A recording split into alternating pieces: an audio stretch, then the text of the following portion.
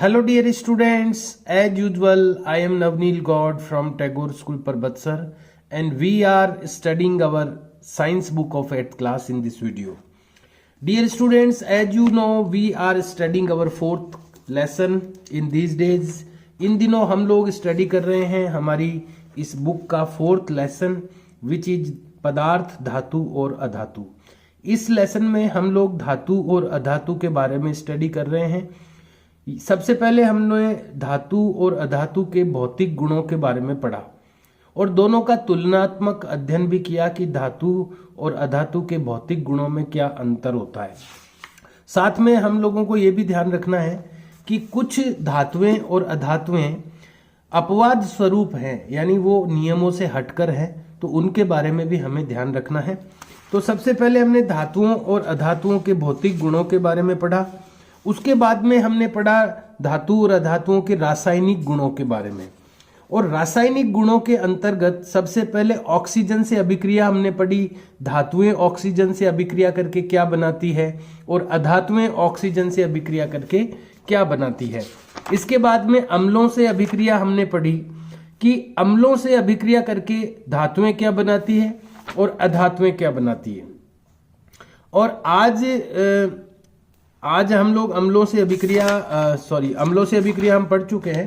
4th video में अम्लों से अभिक्रिया हम पढ़ चुके हैं और ये एक टेबल भी हम लोगों ने प्रिपेयर की थी और हो सकता है शायद मैंने आपको दी भी होगी ये टेबल प्रिपेयर करने के लिए। तो सबसे पहले धातुओं और अधातुओं की रासायनिक क्रियाओं के अंतर्गत ऑक्सीजन से अभिक्रिया पढ़ी, उसके बाद जल से अभिक्रिया पढ़ी दोनों की, और उसके बाद अम्लों से अभिक्रिया पढ़ी दोनों की। तो अब आज का जो वीडियो है वो हम लोगों को स्टार्ट करना है यहां से। तो और उसके बाद में अम्लों से अभिक्रिया के बाद में हमने क्षारों से अभिक्रिया भी पढ़ी थी दोनों की। अम्ल यानी धातु क्षार के साथ अभिक्रिया करके क्या बनाते हैं, और अम्ल जो है वो अधातु जो है वो क्षारों के साथ अभिक्रिया करके क्या बनाते हैं। तो अभी आज अपने को करना है स्टार्ट इस बॉक्स से। पार्ट 5 है आज ये इस लेसन का, और मोस्टली शायद लगता है कि ये लास्ट पार्ट है इस लेसन का। तो आइए स्टार्ट करते हैं आज के पार्ट को। यहां पर पहली आपको दिखाई दे रही है, ये क्या सोच रही है देखते हैं। मैंने बीकर ए और बी में होने वाली अभिक्रियाओं को समझ लिया है, परंतु मैं अभी भी भ्रमित हूं कि बीकर सी, डी और ई में कोई परिवर्तन क्यों नहीं हुआ। तो ये कोई अपन ने प्रयोग किया था पिछले वीडियो में। देखिए ये वाला प्रयोग था कि 5 बीकर लीजिए, उन्हें ABCDE चिन्हित कर दीजिए, प्रत्येक बीकर में 50 ml जल लीजिए, प्रत्येक बीकर में चित्र में दर्शाए अनुसार पदार्थों में से प्रत्येक का 1-1 चम्मच डालकर घोल लीजिए। तो ये 5 में क्या क्या घोला है देखिए। बीकर ए में क्या घोला है, कॉपर सल्फेट और जिंक का टुकड़ा, बी में कॉपर सल्फेट और लोहे की कील, तीसरे में जिंक सल्फेट और तांबे की छीलन, फिर आयरन सल्फेट और तांबे की छीलन, और जिंक सल्फेट और लोहे की कील। तो यहाँ पर ये कह रही है कि मैंने ए और बी में होने वाली अभिक्रियाओं को तो समझ लिया है, परंतु मैं अभी भी भ्रमित हूं कि बीकर सी, डी और ई में कोई परिवर्तन क्यों नहीं हुआ। तो सी में क्या है, ZnSO4 प्लस Cu, और आयरन सल्फेट जो है, यानी कि यहां पर जैसे बीकर ए में कॉपर और सल्फेट और जिंक का जब आपस में रिएक्शन हुई तो कॉपर को हटा करके जिंक इसकी जगह आ गया, तो ZnSO4 हो गया और कॉपर अलग हो गया। यहां पर भी फेरस कॉपर की जगह आ गया तो फेरस सल्फेट बन गया, कॉपर अलग हो गया। लेकिन ए और बी में तो हुआ ऐसा, लेकिन सी, डी और ई में ऐसा नहीं हुआ। इसका कहने का मतलब ये है कि जैसे ए और ए में क्या हुआ, कॉपर अलग हो गया, ZnSO4 बन गया। बी में क्या हुआ, FeSO4 बन गया, Cu अलग हो गया, कॉपर। तो CDE और E में भी तो ऐसा होना चाहिए था, कॉपर सल्फेट बन जाता और Zn अलग हो जाता, या कॉपर सल्फेट बन जाता Fe अलग हो जाता, या फेरस सल्फेट बन जाता Zn अलग हो जाता। तो ऐसा इनमें क्यों नहीं हुआ, इनमें हुआ जैसे। तो इसका आंसर अब हमें आगे मिलेगा, आगे अभी अपन पढ़ेंगे तो इन चीजों का आंसर मिल जाएगा। तो जिंक इसने पहली ये ऐसा सोच रही है कि जैसा ए और बी में हुआ वैसा CDE में क्यों नहीं हुआ। बीकर सी में क्या हुआ, बीकर सी में जिंक का कॉपर द्वारा और बीकर ई में आयरन द्वारा विस्थापन हो सकता था। इसी प्रकार बीकर डी में आयरन का विस्थापन कॉपर द्वारा हो सकता था। क्योंकि हम बीकर सी में कोई परिवर्तन नहीं देखते हैं, हम इस निष्कर्ष पर पहुंच सकते हैं कि कॉपर जिंक सल्फेट से जिंक को प्रतिस्थापित करने में सक्षम नहीं है। परंतु क्यों? यानी देखिए सी में क्या हुआ, जो कॉपर है वो जिंक को हटाने में सक्षम नहीं है। ये जो फेरस था ये कॉपर को हटाने में सक्षम था, तो इसने इसको हटा दिया। जिंक इस कॉपर को हटाने में सक्षम था, तो जिंक ने इसको हटा दिया। लेकिन यहाँ पर कॉपर जो है वो जिंक को हटाने में सक्षम नहीं है। यहाँ पर कॉपर इस फेरस को हटाने में सक्षम नहीं है। यहाँ पर फेरस इस जिंक को हटाने में सक्षम नहीं है। लेकिन ये क्यों नहीं है सक्षम? परंतु क्यों? जब बीकर ए में जिंक कॉपर को प्रतिस्थापित कर सकता है, तो बीकर सी में कॉपर जिंक को प्रतिस्थापित क्यों नहीं कर सकता? यानी ए और सी में देखिए, ए में क्या हुआ, कॉपर को प्रतिस्थापित किसने किया? जिंक ने। तो फिर जिंक को सी में जिंक को कॉपर वापस क्यों नहीं प्रतिस्थापित कर सकता? यहां पर यह प्रश्न खड़ा हो रहा है। तो बीकर सी में कॉपर जिंक को प्रतिस्थापित क्यों नहीं कर सकता? याद रखिए, विज्ञान मनमाना नहीं होता। यानी ऐसा नहीं है कि इसने इसको प्रतिस्थापित किया तो वो इसको भी कर देगा, ऐसा मनमानी रिएक्शन नहीं चलती है। यह तथ्यों पर आधारित निश्चित नियमों का पालन करता है, और यहां नियम यह है कि जिंक कॉपर और आयरन से अधिक अभिक्रियाशील है। ध्यान रखिए बात ये, देखो अगर ये प्रश्न खड़ा होता है ना कि ऐसा क्यों नहीं हुआ, तो उसका उत्तर यह है कि जिंक जो है वो कॉपर और आयरन से अधिक अभिक्रियाशील है। एक अधिक अभिक्रियाशील धातु कम अभिक्रियाशील धातु को विस्थापित कर सकता है। अधिक अभिक्रियाशील धातु कम अभिक्रियाशील धातु को प्रतिस्थापित कर सकता है, परंतु कम अभिक्रियाशील धातु अधिक अभिक्रियाशील धातु को प्रतिस्थापित नहीं कर सकता। ये कारण है उसका। अब आप समझ सकते हैं कि बीकर डी और ई में विस्थापन अभिक्रियाएं क्यों संपन्न नहीं हुई। क्या जिंक, आयरन और कॉपर के मध्य अधिक अभिक्रियाशील से कम अभिक्रियाशील धातु के क्रम का अनुमान लगा सकते हैं? तो बिल्कुल इसका अनुमान लग सकता है कि जिसने प्रतिस्थापित कर दिया वो अधिक अभिक्रियाशील होगा, और जो प्रतिस्थापित नहीं कर पाया जिसको, तो वो कम अभिक्रियाशील होगा। इसकी एक ऑर्डर बनाया जा सकता है। अधातुओं और धातुओं के उपयोग, देखिए अब अपना जो रिएक्शंस का पार्ट है वो कंप्लीट हो चुका है। अभी तक अपन ने पहले भौतिक गुणों के बारे में पढ़ा, धातुओं के भौतिक गुण, अधातुओं के भौतिक गुण।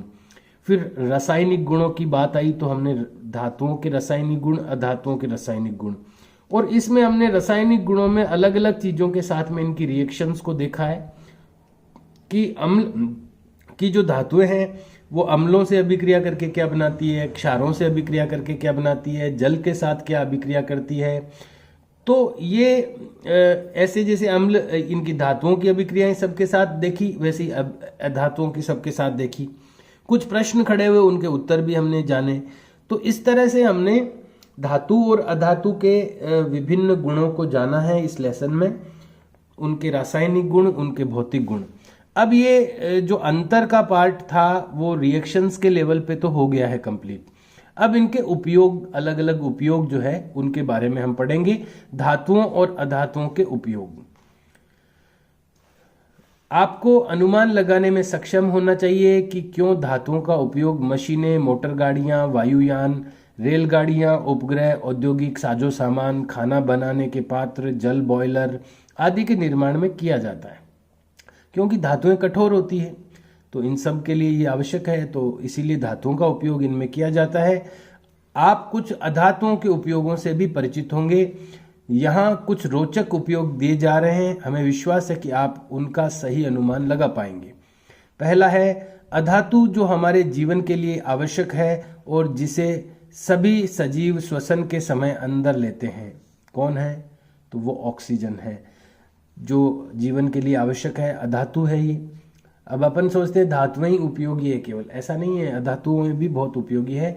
तो जो हमारे जीवन के लिए बहुत आवश्यक है और श्वसन के समय हम अंदर लेते हैं वो कौन है? ऑक्सीजन। अधातु जिसका उपयोग उर्वरकों में पौधों की वृद्धि हेतु किया जाता है, तो वो है नाइट्रोजन। जो नाइट्रोजन आवश्यक है पौधों की वृद्धि के लिए, तो उर्वरकों में नाइट्रोजन युक्त उर्वरक आते हैं। तो नाइट्रोजन जो है वो पौधों की वृद्धि के लिए दिया जाता है। अधातु जिसका उपयोग जल शुद्धिकरण प्रक्रम में किया जाता है, तो जो फिटकरी होती है, फिटकरी जो होती है वो पानी को शुद्ध करने में काम आती है, वो एक अधातु है। तो फिटकरी का उपयोग किया जाता है। अधातु जिसका बैंगनी रंग का विलयन एंटीबायोटिक के रूप में घावों पर लगाया जाता है, तो ये आयोडीन का विलयन, आयोडीन विलयन ये होता है। टिंचर आयोडीन भी कहते हैं इसको, तो आयोडीन सॉल्यूशन भी कहते हैं इसको। तो आयोडीन सॉल्यूशन इसमें यूज किया जाता है बैंगनी रंग का। पटाखों में प्रयुक्त होने वाले अधातु, तो वो फास्फोरस होता है, जो पटाखों में प्रयुक्त होता है फास्फोरस। आप अपने अनुभव से धातुओं और अधातुओं के कुछ और उपयोग जोड़ सकते हैं। तो अपना ये लेसन लास्ट हो गया है। कुछ पहेली क्या कह रही है और बूझो क्या कह रहा है, देखते हैं। मैंने सुना है कि पौधों में मैग्नीशियम पाया जाता है, यह उनमें किस रूप में पाया जाता है? तो पौधों में कई प्रकार के खनिज पाए जाते हैं, उसमें से मैग्नीशियम भी एक खनिज है। तो ये पौधों में जो ये मैग्नीशियम है वो मैग्नीशियम ऑक्साइड के रूप में पाया जाता है। तो आप इसका आंसर इस तरह से दे सकते हैं अगर कहीं आता है तो। पौधों में मैग्नीशियम ऑक्साइड के रूप में पाया जाता है। इसी तरह बूझो क्या पूछ रहा है, डॉक्टर ने मेरे शरीर में आयरन की कमी बताई है, मेरे शरीर में आयरन कहाँ है?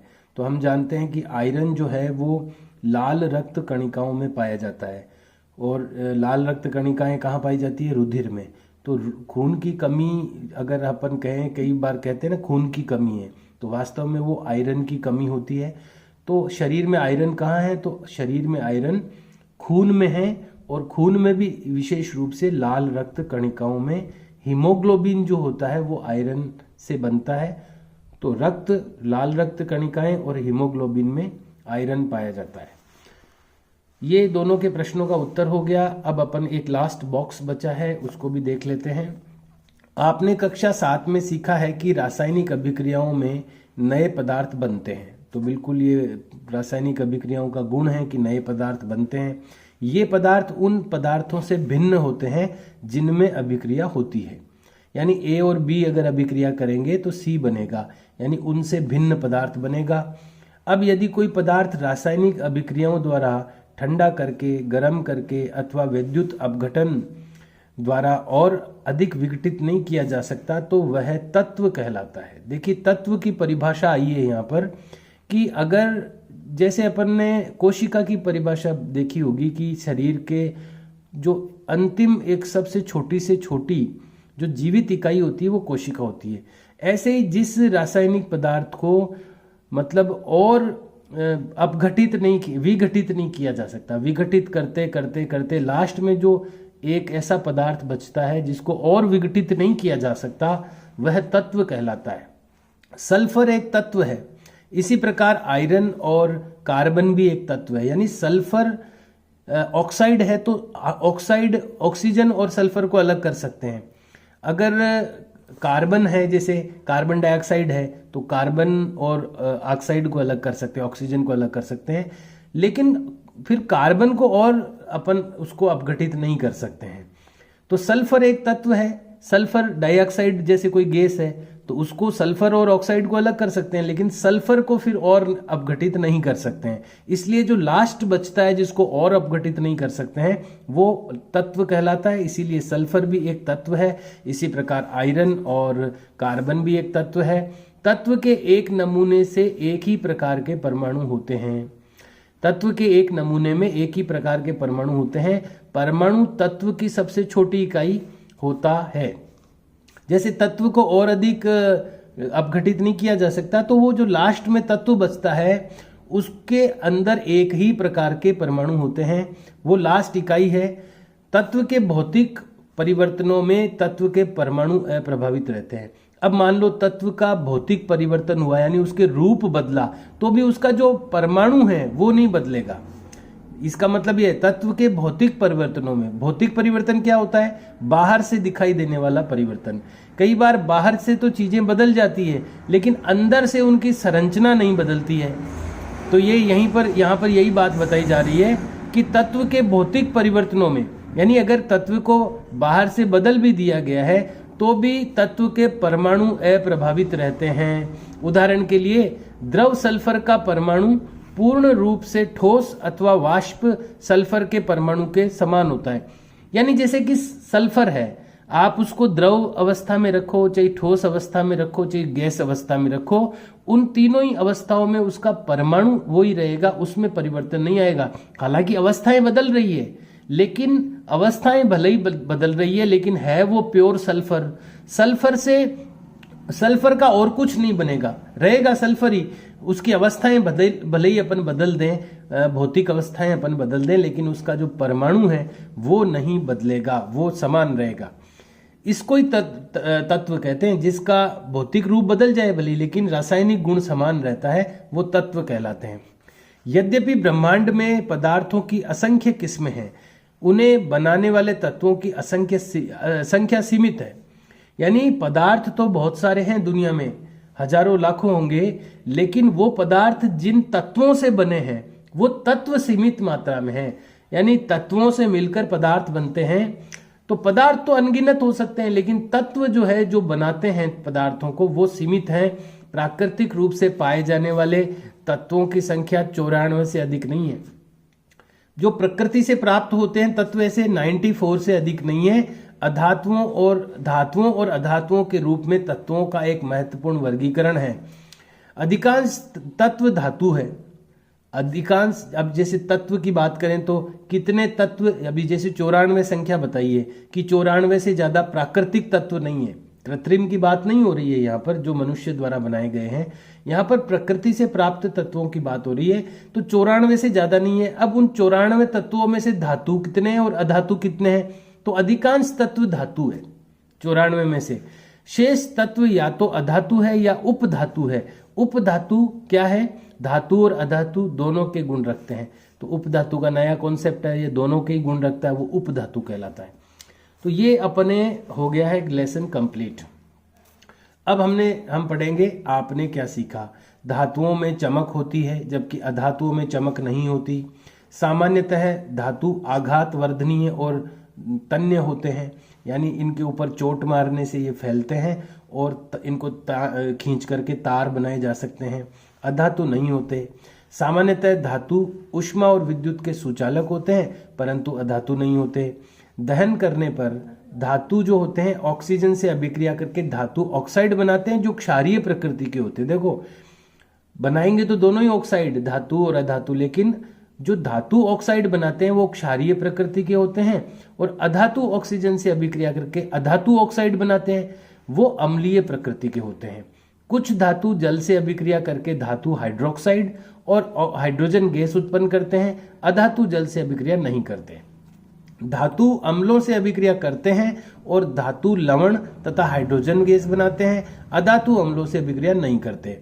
कुछ धातु क्षारों से अभिक्रिया करके हाइड्रोजन गैस देते हैं।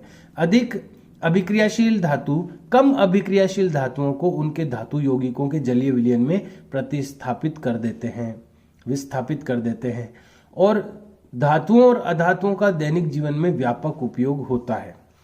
तो ये थे अपने कुछ खास बिंदु इस लेसन के, और अब ये इसके क्वेश्चन आंसर स्टार्ट हो गए हैं। अभ्यास ये आपको करने हैं आपकी नोटबुक में। सारे अपन नहीं कर पाएंगे आज, लेकिन जितने कर पाएंगे वो आपको करने हैं। पहला क्वेश्चन है, निम्नलिखित में से किसको पीट कर पतली चादरों में परिवर्तित किया जा सकता है? तो ऑक्सीजन को तो चादर क्या बनाएंगे, ये तो वायु है। सल्फर अधातु है, अधातु को तो बना नहीं सकते पीट कर चादर। फास्फोरस भी अधातु है। जिंक जो होती है ना, वो धातु है, और धातु को ही अपन पीट करके चादर बना सकते हैं। तो क उत्तर होगा इसका, सही आंसर हो जाएगा इसका क। पेंसिल।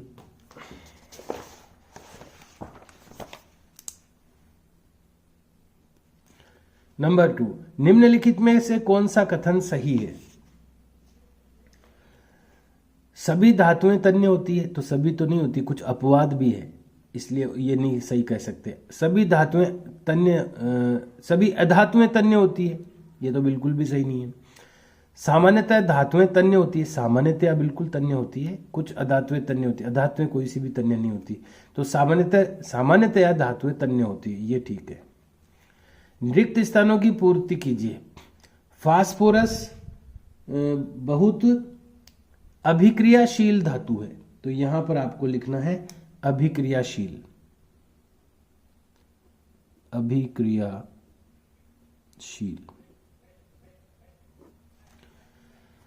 फास्फोरस बहुत अभिक्रियाशील धातु है, ये फटाकों में और इनमें काम में आता है इसलिए।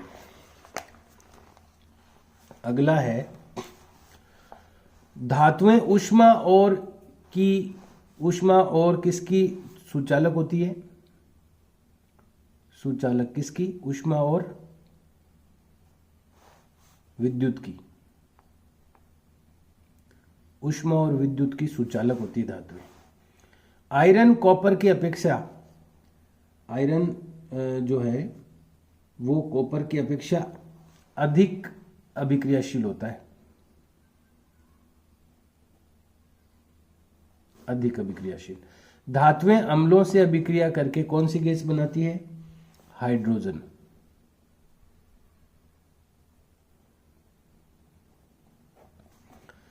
तो आज का टाइम हो गया कंप्लीट अपना।